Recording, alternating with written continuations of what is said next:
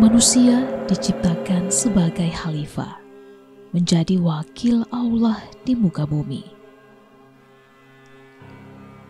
Ciptaan Allah paling sempurna yang dikaruniai akal, menyeru akan kebaikan bagi seluruh alam semesta.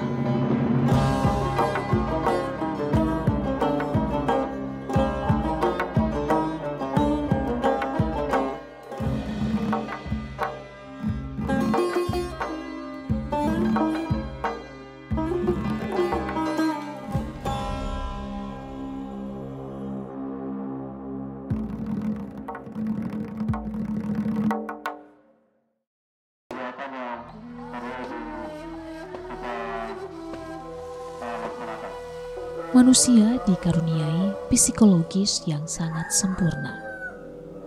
Akal, hati, syahwat dan hawa nafsu yang kesemuanya sangat cukup bagi manusia untuk menjadi makhluk yang sangat terhormat dan mulia.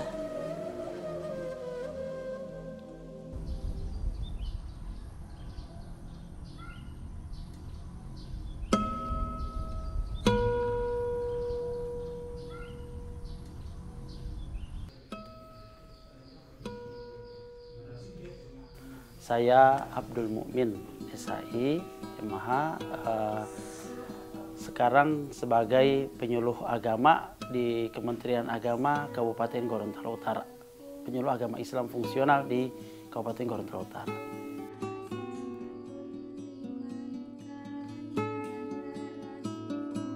Baca ulang tidak kayaknya lakon itu dan engkau ulang lakon deh, lakon deh.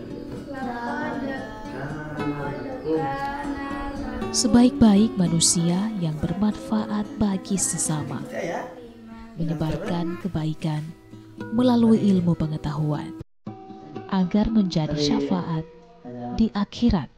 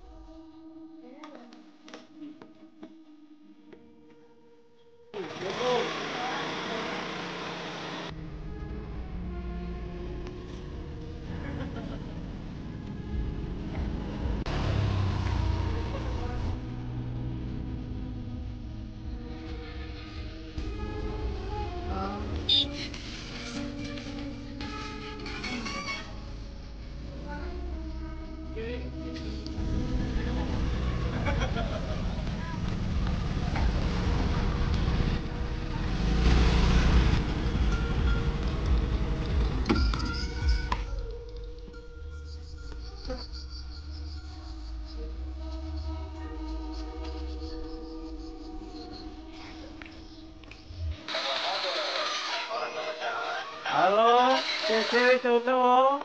Assalamualaikum. Waalaikumsalam. Apa?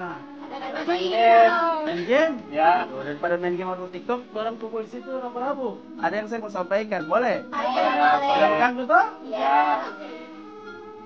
Let's go. Dalam lingkungan Kementerian Agama, peranan penyuluh agama sangat vital sebagai ujung tombak pembinaan umat. Boleh ganggu sebentar, toh? Boleh. Boleh, Pak. Oke, makasih banyak. Di mana seluruh persoalan yang dihadapi oleh umat Islam menjadi tugas penyuluh agama untuk memberi penerangan dan bimbingan.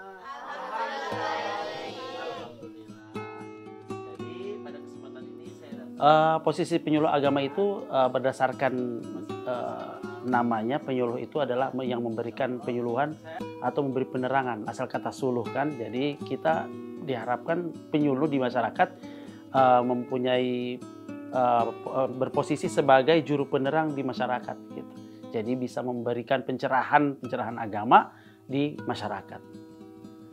Tujuan kita memberikan bimbingan penyuluhan itu dalam rangka menambah wawasan atau menambah pemahaman keagamaan bagi masyarakat, maupun mensosialisasikan program-program pemerintah melalui bahasa agama. Itu sesuai fungsi penyuluh atau definisi penyuluh itu sendiri. Nah, kebetulan saya di sini spesialisasi di Kementerian Agama, penyuluh spesialisasi saya adalah moderasi beragama. Jadi saya sekarang sementara menjalankan pengembangan moderasi beragama atau penguatan moderasi beragama bagi generasi muda, khususnya generasi muda atau kelompok-kelompok majelis taklim. Jadi penguatan moderasi beragama itu diawali oleh kemarin tahun lalu kita sudah meluncing kampung moderasi beragama di Gorut. Gitu. Ada 2 kampung moderasi beragama dan tahun ini saya sementara mengembangkan kampung moderasi beragama. Jadi tetap dengan mensosialisasikan moderasi beragama di tengah masyarakat. Oke, ada yang mau bertanya? Saya, Pak. Oke. Nah, di sini saya mempunyai pertanyaan. Bagaimana sikap Bapak mengenai adat yang berlaku di tempat tinggal Bapak atau misalkan kita di sini, bagaimana cara menanggapinya sesuai konteks moderasi beragama? Oke, terima kasih atas pertanyaannya, Adek. Sikap kita sebagai orang yang bermoderat untuk menghargai budaya lokal itu, yang pertama kita ikuti budaya, kalau sesuai budaya kita dengan agama tidak bertentangan, kita ikuti. Contohnya budaya lokal yang ada di Gorontalo itu Tumbilo Tohe, itu, atau misalnya mungkin ada perayaan Maulid, ada Apangi, ada Maulid itu ada Toyopo, ada bingkisan-bingkisan Tolangga, itu budaya lokal yang tidak bertentangan dengan Islam, betul? Jadi boleh kita ikuti. Kita tidak boleh menghina-hina budaya lokal yang ada di daerah kita sendiri. Itu sikap seorang moderat. Jadi moderasi beragama itu sudah fix, bagus sekali untuk dimanapun daerah yang ada di Indonesia.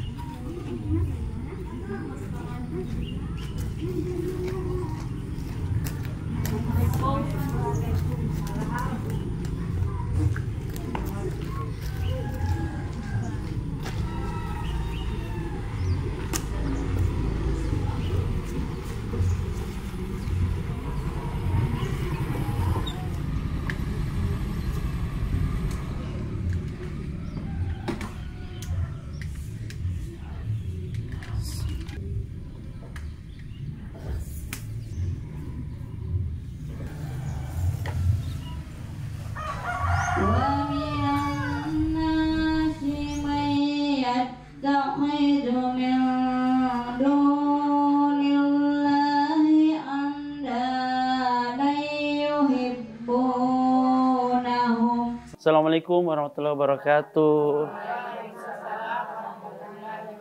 Lanjut Bu, lanjut. Istabarra allazina tubi'u minallazina taba'u wa ra'awul 'adaba wa yataqatta'at bihimul asbab.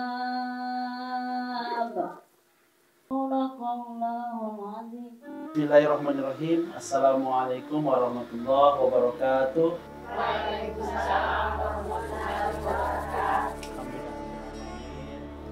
Aktivitas penyuluhan umumnya menggunakan metode diskusi yang dilakukan melalui majelis dakwah.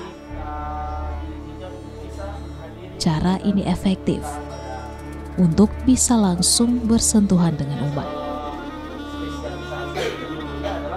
Islam kita boleh, tapi tidak boleh terlalu radikal. Ada radikal itu dia fanatik dengan namanya Islam. Pokoknya yang namanya Islam harus Islam. Tetangga kita di sebelah orang Kristen, kita harus bikin Islam. Tidak hanya aktif memberikan penyuluhan kepada generasi muda tentang pentingnya moderasi beragama, Pak Mukmin juga aktif membina majelis taklim yang ada di lingkungan sekitarnya. Baik ibu-ibu sekalian, itulah tadi materi yang saya sampaikan. Kita sekarang lanjut pengajian kita rutin ya, membaca surah Yasin. biasa. Silakan kedua lo Ibu Ajeng.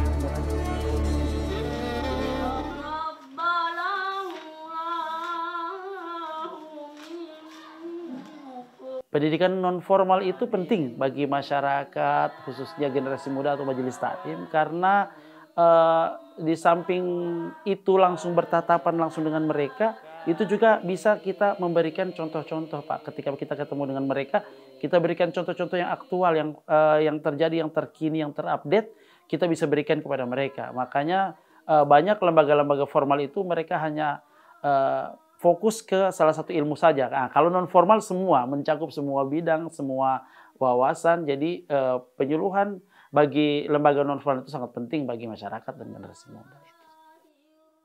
Mereka yang umat non muslim atau Peran penyuluh agama tidak semata memberikan penerangan dan pembinaan kepada umat. Lebih fundamental, terdapat visi besar, yakni menjadi ujung tombak penggerak pembangunan karakter Islami di tengah gempuran krisis identitas dan moral. Yang ketiga, toleransi kepada umat beragama yang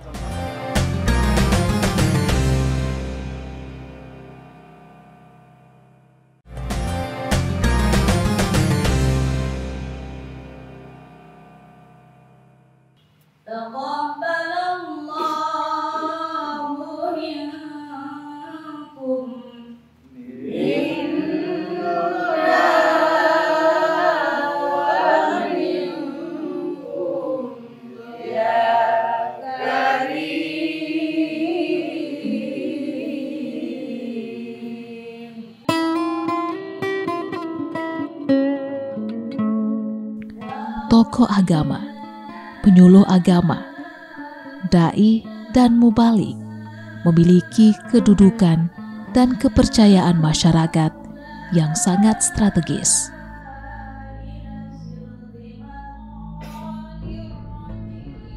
Ia adalah alfa dan omega. Ia adalah pangkal dan ujung, awal dan kesudahan hidup seseorang. Nama saya Mas Nihaya SAG, penyuluh agama Islam Kecamatan Kota Utara, Kemenak Kota Gorontalo. Saya di sini mempunyai beberapa binaan. Yang pertama ada Lapas Kelas 2 Gorontalo, kemudian Lapas Anak, kemudian di Yayasan Putra Mandiri, kemudian berbagai majelis talim dan beberapa TPQ. Sudah hampir 1 dekade, dirinya mengabdikan diri sebagai pelita dan pembina karakter umat. Tidak hanya melalui kajian di majelis-majelis ilmu. Eksistensi Ibu Masni turut membawanya ke lingkungan yang sangat membutuhkan bimbingan ekstra.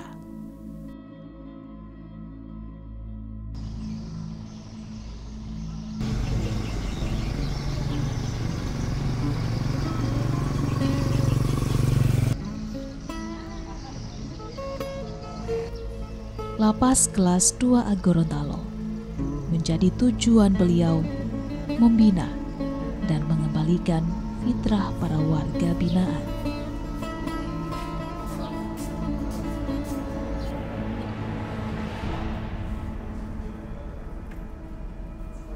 Melalui bimbingan baca tulis Al-Quran, beliau dan beberapa teman-teman penyuluh turut aktif dan berpartisipasi mengemban misi mulia ini.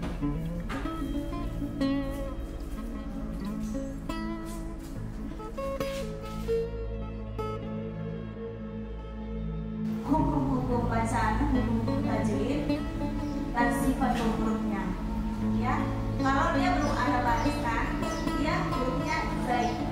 Ya, tapi ketika ada barisnya, ya, seperti ini, baris atas, baris bawah, baris rumah, itu sudah makhrajnya, yaitu ujung lidah berada di belakang gigi seri bawah. Ya, program Saya yang pertama ada program di lapas, yaitu peningkatan literasi Al-Quran, yaitu mempermantap makharijul huruf mulai dari dasar sampai lanjutan.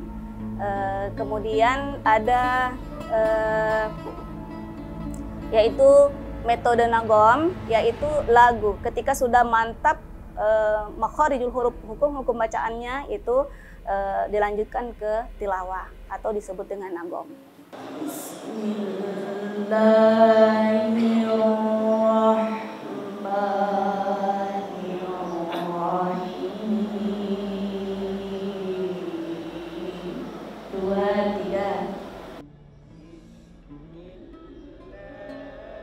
Kami dari lapas sangat-sangat bersyukur dengan adanya penyuluh-penyuluh agama yang kerjasama dengan lapas, bisa memberikan ruang untuk warga binaan agar yang tidak tahu baca Al-Quran bisa membaca Al-Quran dan bisa sampai mengikuti kegiatan-kegiatan keagamaan yang seperti kegiatan lomba MTQ tingkat warga binaan.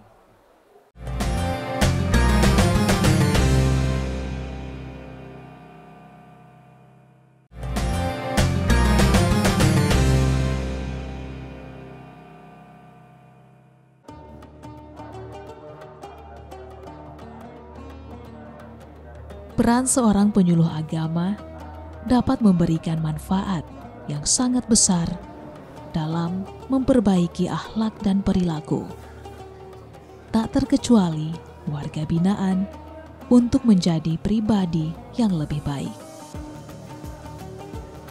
Terlepas dari faktor internal dan eksternal, mereka tetap memiliki hak yang sama, sebagaimana Allah tidak membeda-bedakan hamba-Nya.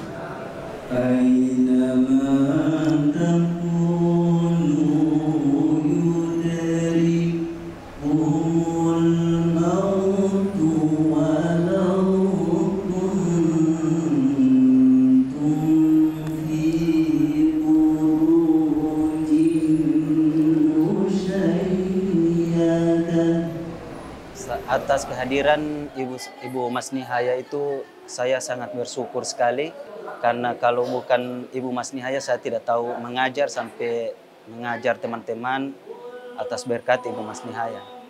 Alhamdulillah saya awalnya kan tidak tahu, sampai sekarang alhamdulillah jadi pengajar juga saya, alhamdulillah atas Ibu Mas Nihaya. Usman Mahmud adalah satu dari puluhan warga binaan yang mampu meruntuhkan stereotip negatif yang beredar tentang narapidana. Dirinya mampu membuktikan dengan beberapa kali menjuarai lomba MTQ selembaga pemasyarakatan. Masya Allah. Untuk kendalanya ada ya, karena di sana di lapas itu berbagai macam karakter manusia, kemudian latar belakang pendidikan juga, ada yang belum tahu membaca sama sekali, bahasa Indonesia saja tidak bisa, apalagi bahasa Arab. Kendalanya juga adalah dari kesadaran sendiri dari warga binaan. Bersamaan ya, bersamaan. 2, 3.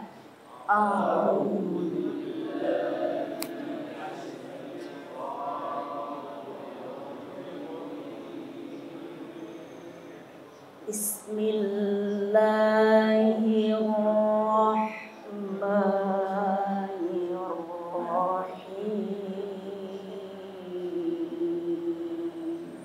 2, 3.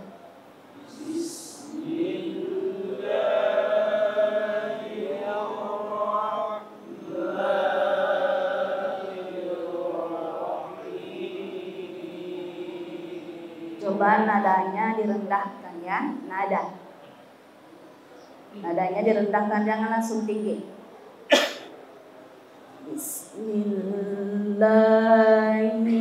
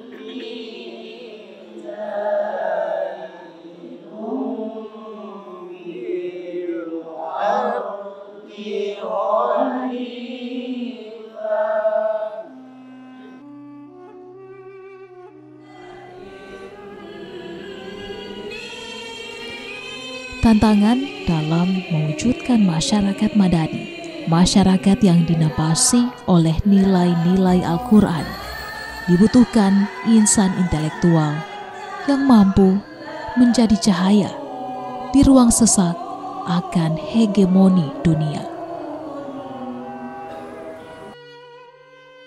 Harapan saya, mudah-mudahan apa yang saya sampaikan, metode yang saya gunakan, saya terapkan di lapas itu bisa diterapkan juga kepada ketika dia keluar, warga binaan yang keluar itu bisa menerapkan di luar, minimal dia menerapkan kepada keluarganya dulu. Dan mudah-mudahan mereka istiqomah dengan hal itu, dengan selalu mencintai Al-Quran, selalu membaca Al-Quran, bukan hanya dalam lapas saja, tapi keluar dari lapas, dia bisa selalu rindu kepada bacaan Al-Quran. Kemudian harapan saya kepada teman-teman semua supaya bisa lebih meningkatkan lagi metode yang dia sampaikan kepada warga binaan atau objek binaan yang lainnya.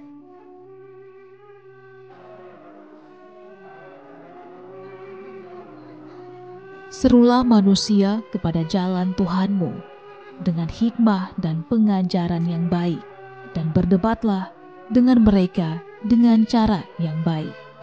Sesungguhnya Tuhanmu, dialah yang lebih mengetahui siapa yang sesat dari jalannya, dan dialah yang lebih mengetahui siapa yang mendapat petunjuk. Surah An-Nahl ayat 125.